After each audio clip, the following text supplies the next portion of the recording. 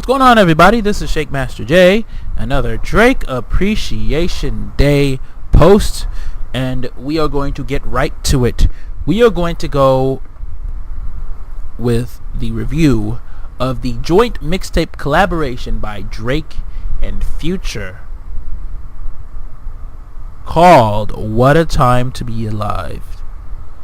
Drake, a Canadian rapper who's stumped out the scenes with mixtapes and albums. Albums not necessarily the best, but obviously solidifies his staying game when it comes to the commercial success. However, mixtapes like, the ones in the past before his album, and If You're Reading This Is Too Late, clearly show that Drake known best for his mixtape work. And this mixtape right here ain't no different. Future, on the other hand, an Atlanta artist who kind of snuck in 2012 with terrible songs in my opinion, like Turn Off the Light, Tony Montana,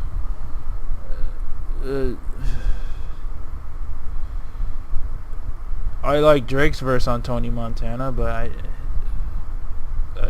his Honest album, was not a fan of Future at all. Until Dirty Sprite 2 came out. Then I went and said, you know what? This is actually a really good album. I think Future may not be the greatest lyricist, and I don't give a fuck what Complex's article says about him being underrated. He's not the greatest lyricist, but I can see his appeal now. And this guy has a lot of infectious energy. Well, it's been said that both Drake and Future, during the recording of a track called Where You At, a track on the Dirty Sprite 2 mixtape, a track which I thought was amazing. The Metro beat, Drake's chorus, didn't really care for Future on the hook until he said Jackie Chan. Jackie Chan got the game on choke, and that what-the ad-lib on there made me laugh. But other than that, Drake obviously did his thing, and that hook was pretty cool. According to the song, they were actually in the studio making more projects for a joint album that they said they were going to do early, but never happened. But now we see that it's going to happen, with Drake coming off a great year after his mixtape dropped.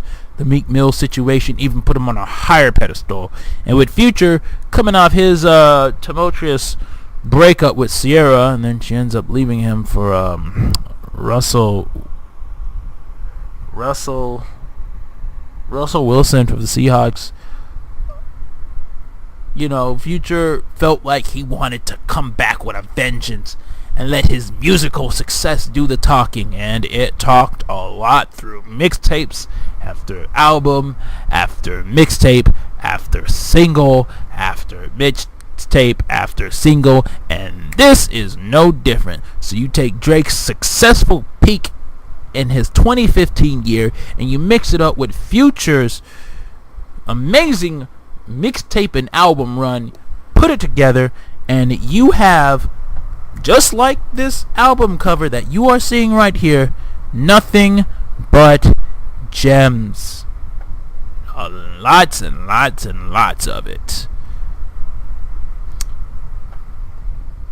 Clearly this album is a short 40, this mixtape I should say, this joint mixtape is a short 40 to 30 minutes, and it's jammed packed for worth of what I expected it to be.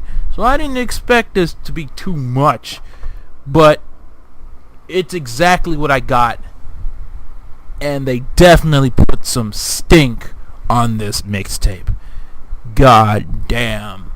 Clearly you have this typical content that you're going to get from this joint mixtape. You're going to have braggadocious lyrics, not necessarily about them being lyrical, but braggadocious lyrics about them, being luxurious, living luxurious lives. very hedonistic, you know. Couple of druggy lyrics from Future, more flashy braggadocio about money by Drake's. Certain strip club anthems, especially, you'll get it from Plastic Bag, Change Location, Jumpman, Diamonds Dash, Diamonds Dancing. You'll get a couple of them. Scholarships, Digital Dash. I mean, there's a lot talking about money, talking about gang ties, not necessarily gang violence, but just gang ties. You know, a whole bunch of strip club anthems, a whole bunch of strip club anthems, a whole bunch of club bangers, a whole bunch of everything. With Future, who's got a nice swagger to himself. You know, not really the best lyricist of this group, but there are times where Drake and Future are on this track together, and Milton's probably not going to like this, but there are even times where I've enjoyed Future's verse more than Drake. And then you have Drake, who's more, he's not necessarily the conventional gangster type, but he has ties with a lot of mobs, quote unquote. You know, so you'll have that charisma from Drake, which is literally what you've heard from If You're Reading This Is Too Late, and even Nothing Was the Same, you know, and, you know, something he picked up when he was rapping with the Migos, as DJ Academics said, giving them the stimulus package. You know, Drake and Future both are just delivering great bars together. Obviously, the back to Jersey on 30 for 30, you'll see them, you know, Jersey, Future does his thing on Jersey, but 30 for 30, Drake definitely talks a lot introspectively about where he's at, where he's from, how he's not 19 anymore, where he can't rap the way, he literally cannot rap the way he rapped on Closer to My Dreams at 19 years old on his comeback season mixtape. You know, seeing the game and being where he's from. He's even said there's at time where people are literally in the industry trying to end his run collectively. And, you know, wouldn't be surprised after the whole Meek Mill situation with DJ Drama, you know. But for the most part, other than the 30 for 30 quote unquote freestyle, they said it's a freestyle, so it's a freestyle. Unless somebody leaks out the reference tracks to this, it's a freestyle. You know, Drake considers this track he considers his career like a sport, to the fact that he's been here so long that they need to give him a 30 for 30. You know, get it?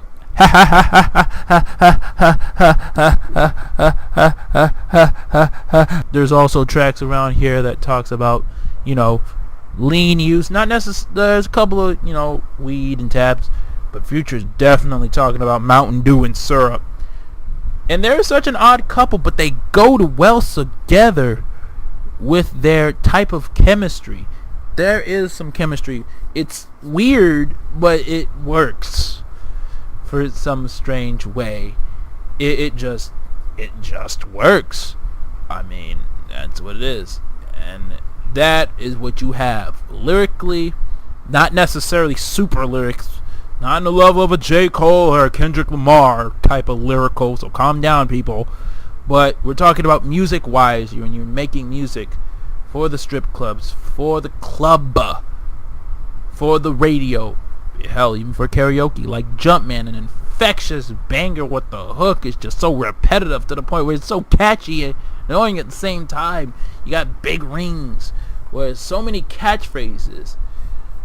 Even Future's got a couple of catchphrases, you know. Mainly they're attacking Sarah, but they're the couple. Especially, you know, the line, "I'm the plug." Now everyone's calling themselves the plug. But because the hook, now people believe that they're the plug. I'm no plug. And Live from the Gutter, Future does well with the hooks. Better hooks than Drake, obviously. And, you know, this is what you got from a project. good hooks, good lyrics, and some content. But once again, this is Future and Drake, so I didn't expect much from them, but good lyrics and good content. But I know Drake haters and Future haters are going to talk about the only thing good in this album. And don't worry, I didn't get there yet because there's a reason why. But yeah, aside from the good content, aside from the good lyrics, of course it's going to get repetitive. But we didn't talk about the best part of this album. And that is the freaking production. The production is the star player in this mixtape. And yeah, you have 40 who does his thing on 30 for 30 freestyle, which was pretty decent. Boy Wonder does his thing, Frank Deuce, Ritter, Nino, they do their thing. And Southside actually has some nice contributions to like a couple of tracks here, which is cool. Southside is pretty dope at his production. If he's not, on Instagram talking about Tory Lanez wanting smoke or arguing with Lex Luger, Southside is pretty good at his production game. But if we're talking about this team of producers, nobody production wise brings this mixtape together like Metro fucking Boomin. Metro Boomin is the star of this mixtape. He's the star of the production. Of course, what Future and Drake are going to say is repetitive. But if it's going to be repetitive, at least say it well. And they say it well. And if you're going to do something that's repetitive, at least have good production. And Metro Boomin does not give good production on this mixtape. He gives phenomenal production on this mixtape. I mean, from Digital Dash to Big Rings to Live from the Gutter. I mean, the list goes on and on and on. Obviously, there's a difference when he's not producing the beats. Like, Nino does a good job on Plastic Bag. Like I said, 40 does a good job on the 30 for 30 beat. But you can tell when that drop happens, and you hear those Metro Boomin drops. And I'm sorry, rap critic, I know you don't like when producers say their name on the tracks, but you know what? I think I deserve to hear who produced this track. Why? So I can run to this guy when he's making good beats. And I'm going to say this right now. Metro Boomin at such a young age. Oh my god, hip hop heads are not going to like when I say this. But Metro Boomin literally put himself on the level of a Kanye West when it comes to production. He put himself on a level of a Dr. Dre. He put himself on a level of DJ Premier, Pete Rock, Jay Dilla. Yes, y'all motherfuckers is triggered. Okay, maybe he's not exactly on that level. Sorry, calm down. But he's damn sure getting up there. Y'all not stop me from saying that. How the hell? When I listen to Diamonds Dashing, when I'm listening to Diamonds Dancing, I listen to this song, and the way that Future and Drake do their verses, it's like, okay, but the beat's a little hollow and whatever. I'm like, I don't think I'm gonna like this song. It's a little too slow and quiet for my beat. But when that hook hit, when that hook smashed the track, I said to myself, this is amazing. How do you make such a disgusting hook that they made? The beats are so infectious, luxurious, glittery, light, occasionally moody, but not dark. And I'm the Plug, which is my favorite production on this, because it's so electrical and grimy. Even though that's a Southside beat, Southside does a good job on this. And Live from the Gutter, with him and Boy Wonder coming together, making a fucking track that they made, my goodness. And of course, Diamonds Dancing, Metro Boomin didn't do this on himself. He did it with Ritter and Dukes, but he does his leading diligence, and because of this, he made this mixtape such a great mixtape with Future, with Drake, and company. And my God, this solidified Drake's year, because when Drake was dropping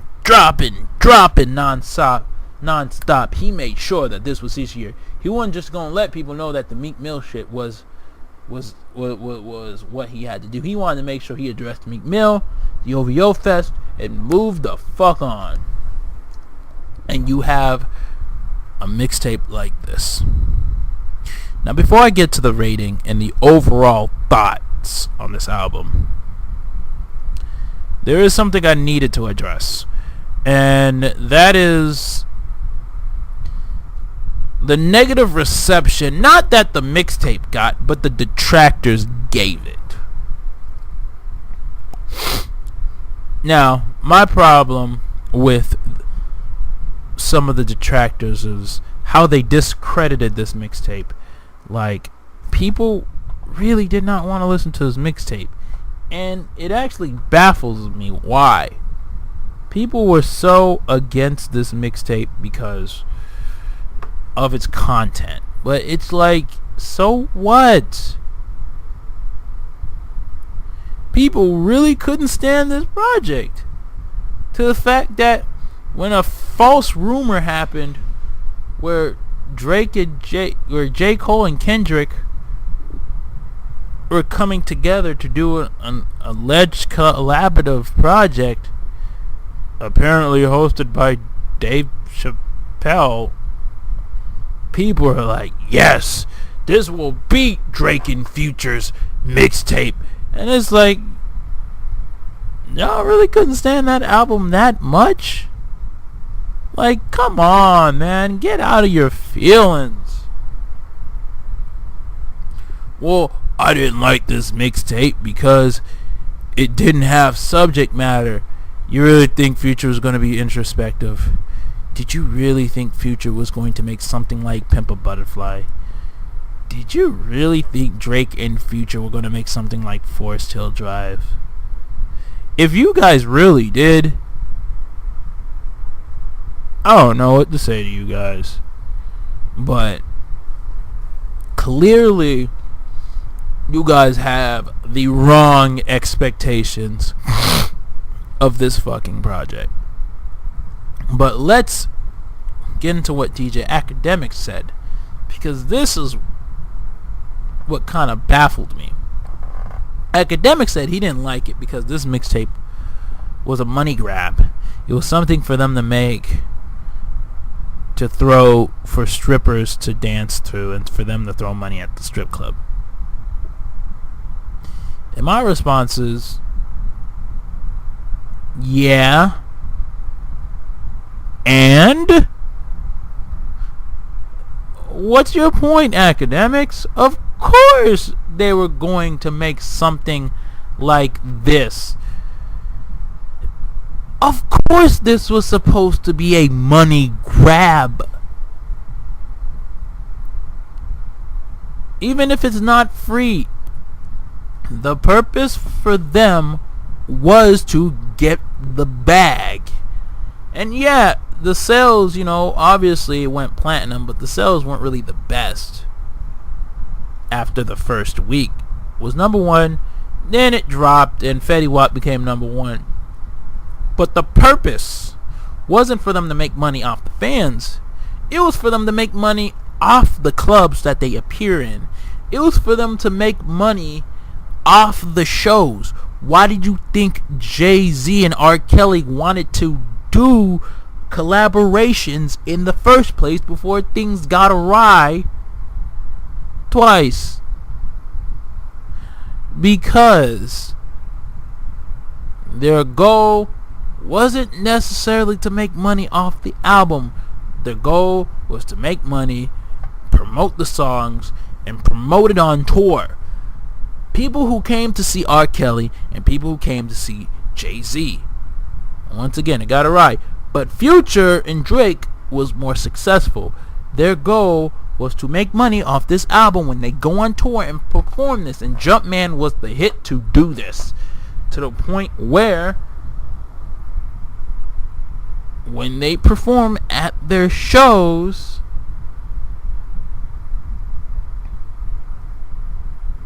you have people come pay money to watch them perform, and their goal is to make money off tour. I'm sorry this was a money grab to you and you guys didn't like that, but this is a business, people. Why do you think people who have YouTube accounts and SoundCloud links who go up to people's Instagram page talking about check my album, check my album, check my album, check my album? Side note, hey, everyone who wants to go on my Instagram and YouTube and Twitter to spam their music. If you want to get your music reviewed and showcase, the links are in the description. Have fun. Album, check my album. Because they're trying to make money one day. They want to make it big one day. Come on. It makes no sense that you guys are upset that they're trying to make money. Well, at least have content. This is a mixtape. It's not meant to have content stuff. You want deep content? You want risky activities? You want exploration? You want inventions from each artist? Well, buy their albums and then we rip it apart. But until then, this is a mixtape. It was great. I enjoy it, and if you didn't, I'm sorry. But overall, my thoughts are this.